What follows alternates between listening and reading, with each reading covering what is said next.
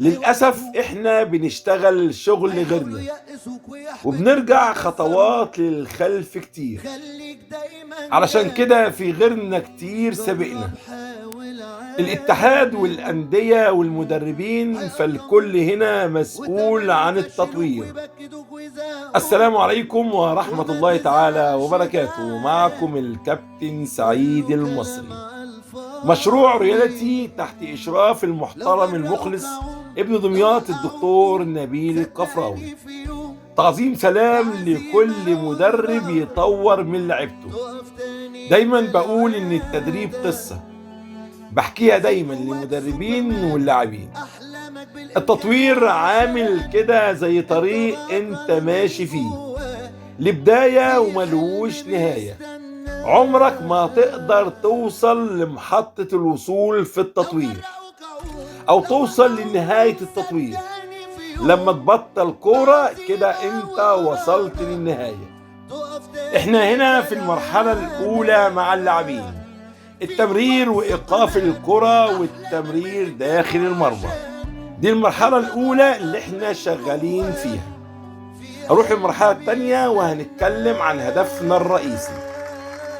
هدفنا الرئيسي هو خلق مساحة للزميل للتمرير وبيقولوا عليه الأوفرلاب. في المرحلة الأولى اشتغلنا على إيقاف الكرة والتمرير داخل المرمى. المرحلة الثانية اشتغلنا على السندة والتمرير داخل المرمى. في مدرستي التدريبية دايما بشتغل على كذا هدف بجانب هدف الرئيسي، كل ده علشان أقدر أختصر الزمن. عندنا نوعين من النقاط الفنية، نقاط فنية إجبارية لازم تتاخد في البداية، والنقاط التانية هتتاخد بالتدرج حسب الفروق الفردية لكل لاعب. النقاط الفنية الإجبارية اللي احنا هنشتغل عليها هي مراعاة المسافات أثناء عمل الأوفرلاب، 2 قوة التمرير، 3 التوقيت.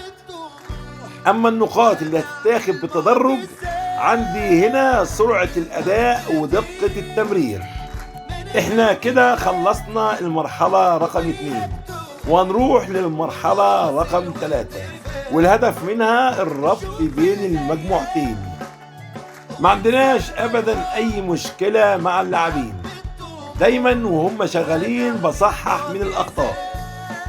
عاوز أتكلم عن نقطة مهمة جدا. أي هدف أنت بتشتغل عليه لازم تعمل له عملية تحضير. بدون عملية تحضير عمر هدفك ما هينجح أبدا.